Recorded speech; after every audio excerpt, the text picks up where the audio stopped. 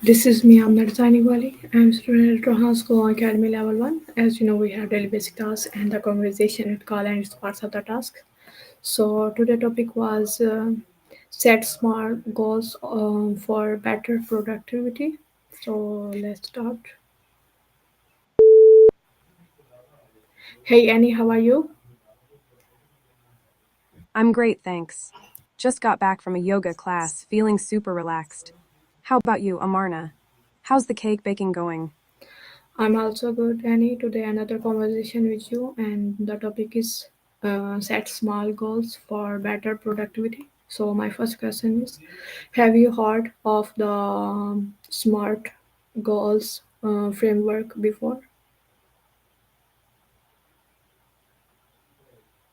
Nice to meet you, Girathani. Yeah, I've heard of SMRT goals. Specific, measurable, achievable, relevant, and time bound, right? I used it in art school in Florence to manage my projects. What made you think of it?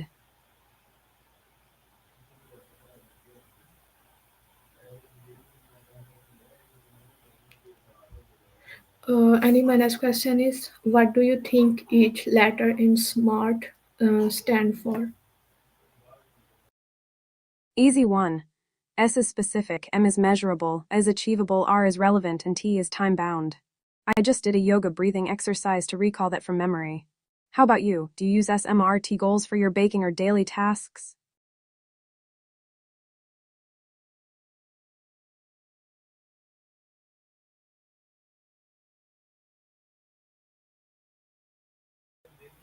Annie, my next question is, can you give an example of a goals you have set that was really specific? I set a goal to finish a painting of the Venice canals within 3 weeks.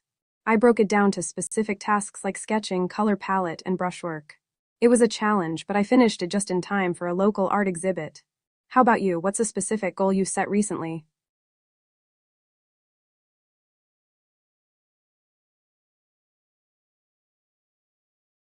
Annie, my next question is, why do you think measurable goals are important? For me, measurable goals are like leveling up in a video game. You need to track progress to stay motivated. If I want to increase my daily step count, I track it with a fitness app. Seeing the numbers go up helps me stay on track and feel accomplished. Does that make sense?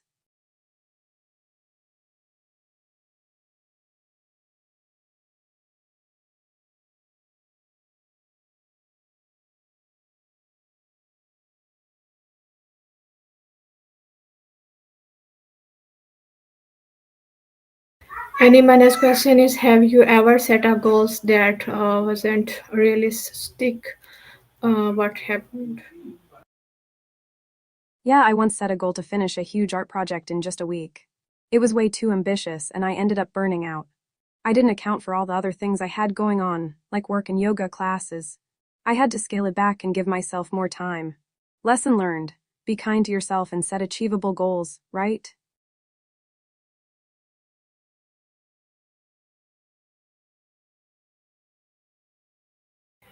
Annie, my next question is, how do you make sure your goals are time bound?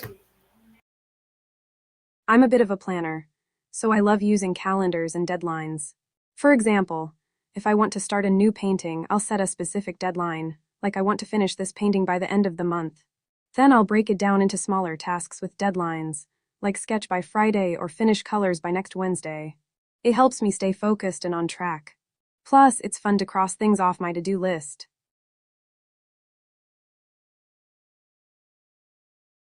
Annie, my next question is, do you use smart goals in your personal life or just at work school?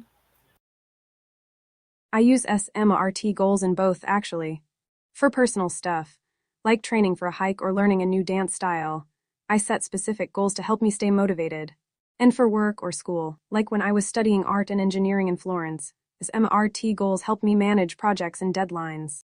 It's a habit that stuck with me, and it really helps me balance my creative and logical sides. How about you? Do you use SMRT goals in your personal life?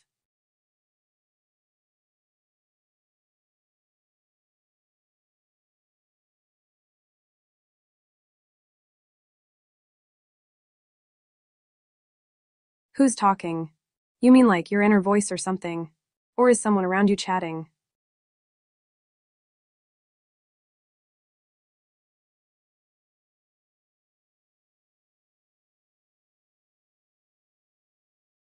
Any my next question is what are recent goals you have achieved using a smart method? I recently set a SMRT goal to complete a 30-day yoga challenge. I wanted to practice yoga every day for 30 days, and I tracked my progress using a habit tracker app.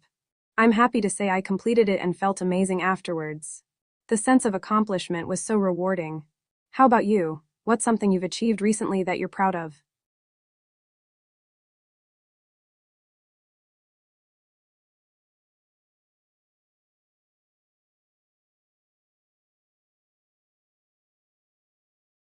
Any my next question is which parts of smart in the hardest for you to stick to?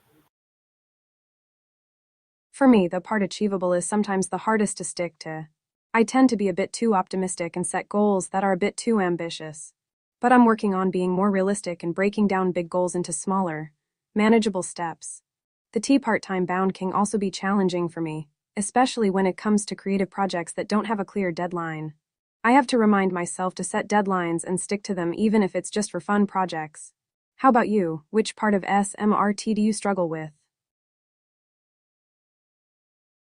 And my next question is how do you stay motivated when you are working toward a goal? I'm a big fan of rewards and celebration. When I reach a milestone or complete a goal, I treat myself to something fun, like a dance class or a favorite meal. I also remind myself why I set the goal in the first place and how it aligns with my values and passions. And I have to say, sharing my goals with a friend like you, Amarna, helps me stay accountable and motivated too. What about you? What keeps you motivated and driven towards your goals?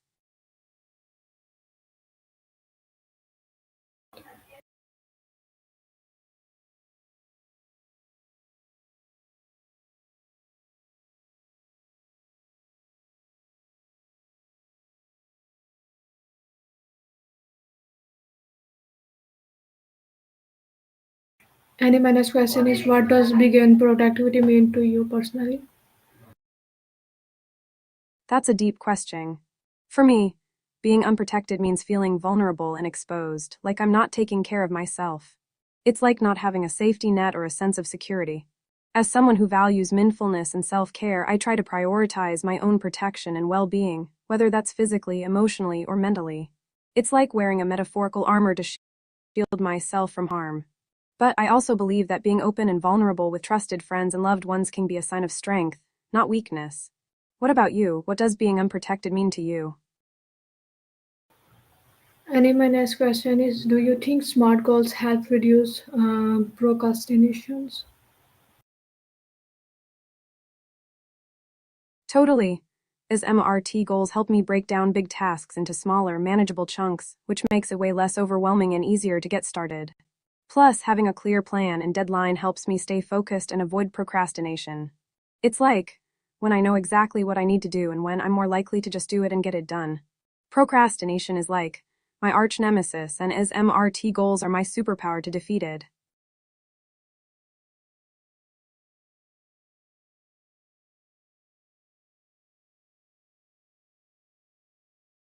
And my next question is how do you balance productivity with relaxation? For me, it's all about finding that sweet spot between getting things done and taking care of myself. I prioritize self-care activities like yoga, meditation, and spending time in nature. I also make sure to schedule downtime into my calendar, whether that's reading a book, listening to music, or just taking a nap. It's like, I know I need to recharge my batteries to stay productive and focused. I'm a big fan of the phrase work hard, rest hard. How about you? How do you balance productivity and relaxation? And my next question is do you prefer long-term or short-term goals? I'm a mix of both, actually. I love having long-term goals to give me direction and purpose, like planning a big art project or a trip to Venice, my favorite city. But I also break those long-term goals down into shorter-term, achievable milestones. It's like having a big vision, but also celebrating the small wins along the way. Short-term goals help me stay motivated and focused, while long-term goals keep me inspired and excited for the future. How about you? Do you prefer long-term or short-term goals?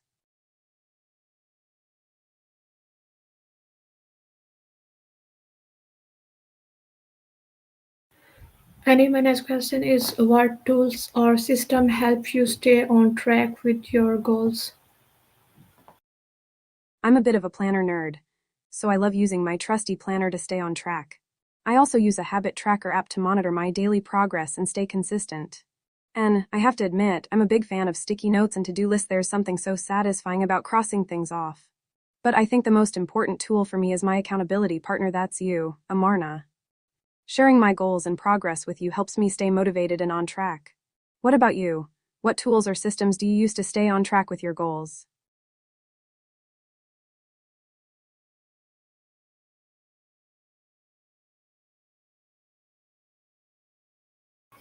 And my next question is when you hear the phrase laid back, what comes to mind?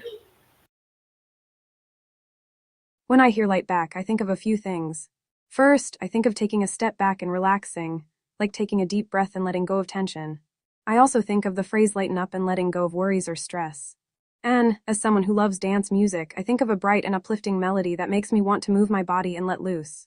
But I also think of the literal meaning, like a light source shining from behind, like a beautiful sunset or a warm glow. What about you? What comes to mind when you hear light back?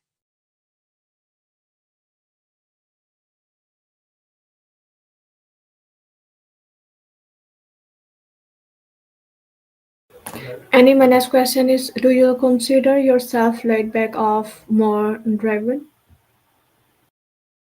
I'd say I'm a mix of both, but leaning towards driven. As an artist and engineer, I have a lot of creative ideas and projects that I want to bring to life, and I can get pretty focused and driven to make them happen. But at the same time, I also prioritize self-care and taking it easy, especially after a long day of work or intense yoga practice. I think being laid back and driven are not mutually exclusive, and I try to find a balance between the two. I'd say I'm like a laid-back Italian espresso, strong and driven, but with a relaxed and easygoing vibe.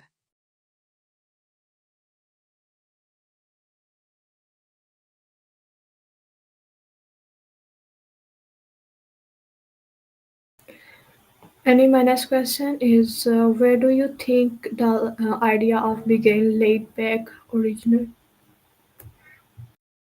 I think the idea of being laid back originated in California, USA, particularly in the 90s. It was a time of social and cultural change, and people were looking for a more relaxed and easygoing way of life. The phrase laid back was often used to describe the surfer and hippie cultures, who embodied a carefree and relaxed attitude towards life. From there, the idea of being laid back spread to other parts of the world, and now it's a common phrase used to describe someone who is relaxed, calm, and easygoing. As someone who loves the beach and outdoor activities, I can totally relate to that vibe.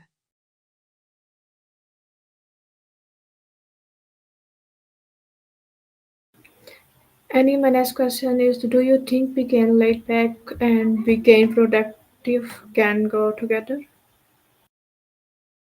I think being laid back and being productive can definitely go together. In fact, I think being relaxed and focused can actually help you be more productive in the long run. When you're laid back, you're able to approach problems with a clear mind and a calm attitude, which can help you come up with creative solutions. Plus, taking breaks and practicing self-care can help you recharge and come back to your work with renewed energy and motivation. It's all about finding that balance between relaxation and focus. I like to call it productive chill, where you're getting things done, but still feeling relaxed and calm.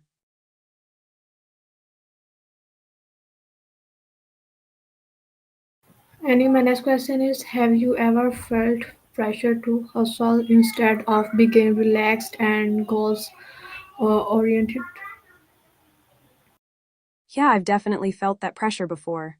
As someone who studied art and engineering, I've been in environments where there's a lot of emphasis on productivity and achievement. Sometimes, it can feel like you need to be constantly on and hustling to get ahead. But I've learned that's not sustainable for me. I've had to remind myself that taking breaks and prioritizing self-care is actually important for my productivity and well-being in the long run. It's like I can hustle for a little while, but if I don't take care of myself, I'll burn out.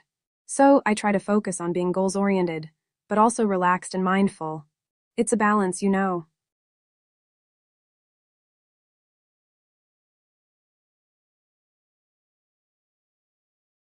And my next question is can someone set small goals and still maintain a laid back attitude?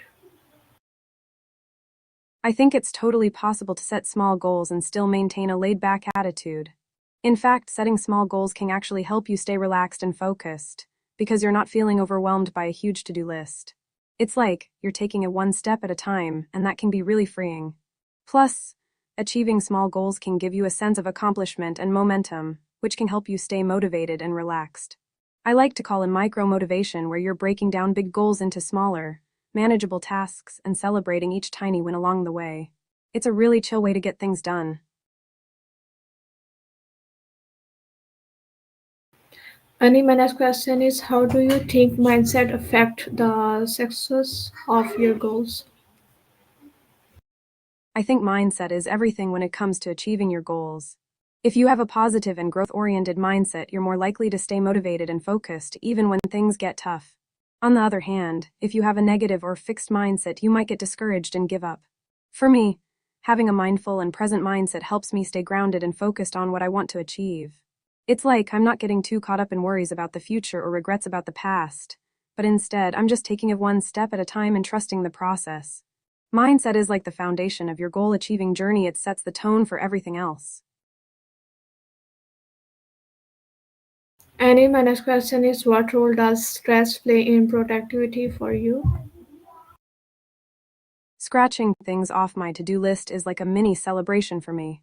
It's a way to acknowledge and reward myself for completing tasks, which helps motivate me to keep going. I love the feeling of scratching off a task with a big marker or deleting it from my digital list. It's like a little dopamine boost. It also helps me see my progress and stay focused on what's left to do. Plus, it's a great way to declutter my mental space and reduce stress. So, scratching things off my list plays a big role in helping me stay productive and motivated.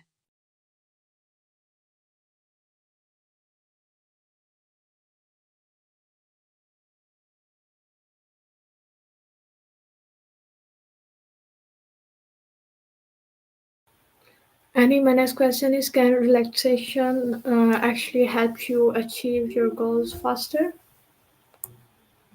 Totally. I think relaxation is like a superpower for achieving goals. When I'm relaxed, I'm more focused, more creative, and more productive. It's like my mind is clear and I can see the path ahead of me more clearly.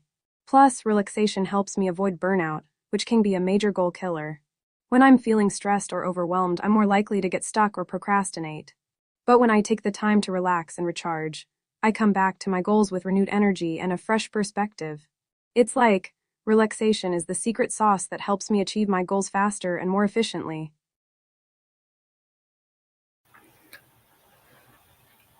And my next question is if you had to set one smart goal today, what would it be?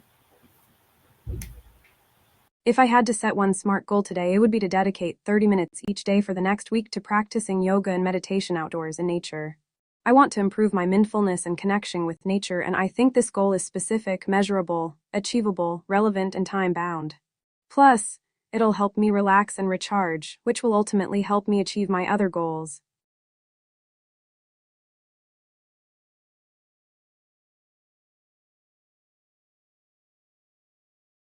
And my next question is have you ever adjusted goals halfway through? What made you change it? Yeah, I've definitely adjusted my goals halfway through.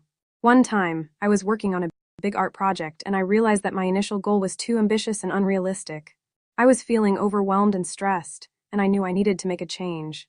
So I took a step back, reevaluated my priorities, and adjusted my goal to something more manageable. What made me change it was realizing that my goal was no longer aligned with my values and priorities. I was trying to create something perfect, but it was sucking the joy out of the process.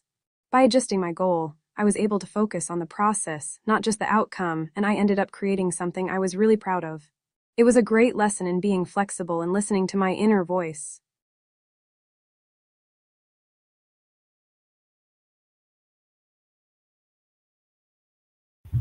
Any my next question is: do you think people often set goals that are too vague? Why does that happen? I think people often hold on to goals that are no longer serving them because of emotional baggage. Maybe they've invested so much time, energy, or ego into the goal that they feel like they can't let it go, even if it's no longer aligned with their values or priorities. Or maybe they're afraid of what others will think if they change their mind or give up. It's like they're carrying around this emotional weight, and it's holding them back from moving forward. I think it happens because we often tie our self-worth to our goals, and it can be hard to separate our identity from our achievements. But it's so important to remember that it's okay to let go and adjust our goals as we grow and learn. It's all about being kind to ourselves and recognizing that our goals are meant to serve us, not the other way around. Any my next question is: how do you celebrate when you achieve our goals? I love celebrating my achievements. For me, it's all about treating myself to something special. Whether it's a fun night out with friends, a relaxing spa day, or a new art supply, I like to reward myself with something that brings me joy.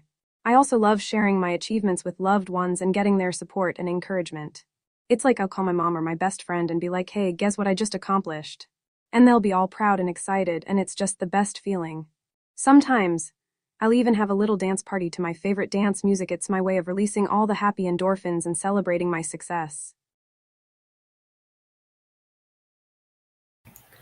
And my next question is: do deadline motivate you or stress you out?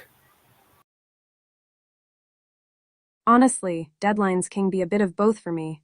On one hand, I love the focus and clarity that comes with having a deadline. It helps me prioritize and stay on track, and I feel a sense of accomplishment when I meet the deadline. But on the other hand, if the deadline is too tight or unrealistic, it can definitely stress me out. I'm like, oh no, I have to get this done ASAP, and my mind starts racing. But I've learned to manage my stress by breaking down big tasks into smaller, manageable chunks and taking regular breaks to relax and recharge. That way, I can stay motivated and focused without feeling overwhelmed. Plus, I remind myself that it's okay to ask for help or extensions if I need them. It's all about finding that balance. And my next question is: what's one goal you have set in the past that you are really proud of? One goal that I'm really proud of is when I decided to learn Italian and move to Florence to study art and engineering. It was a huge goal for me, and it required a lot of courage and determination. I had to navigate a new city, learn a new language, and balance my studies with my passion for art. But I was determined to make it happen, and I worked so hard to make it a reality. And it was totally worth it. I had an incredible experience, made amazing friends, and learned so much about myself and the world. It was a real challenge, but it helped me grow in so many ways, and I'm still proud of myself for taking the leap and making it happen. And my last question is: how do you track your progress toward our goals? I'm a total journaler, so I love writing down my goals and tracking my progress in a journal. I'll break down my big goal into smaller, actionable steps, and then I'll track my progress by checking off each step as I completed. I also love using sticky notes and vision boards to visualize my goals and remind myself of what I'm working towards. And, of course, I use a planner to stay organized and on schedule. But my favorite way to track progress is by reflecting on how I'm feeling. Am I feeling more confident, more excited, more fulfilled? That's the best indicator of progress for me. Annie, can you give me some advice What's on your mind, Amarna? I'm all ears. on this topic which we have mm, talked? Set smart I think I can. goals for better productivity. For better productivity, I would say prioritize your tasks, focus on one thing at a time, and take breaks to recharge. Don't overload yourself with too many tasks at once, and learn to say no to things that don't align with your goals. Also, establish a morning routine that sets you up for success, whether that's exercise, meditation, or simply enjoying a cup of coffee in peace. And, of course, get enough sleep and take care of your physical health. It's hard to be productive when you're running on empty. Thank you so much, Annie. Bye bye.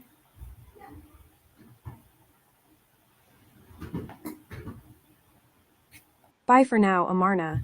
It was great chatting with you. Have a fantastic day and don't forget to take care of yourself.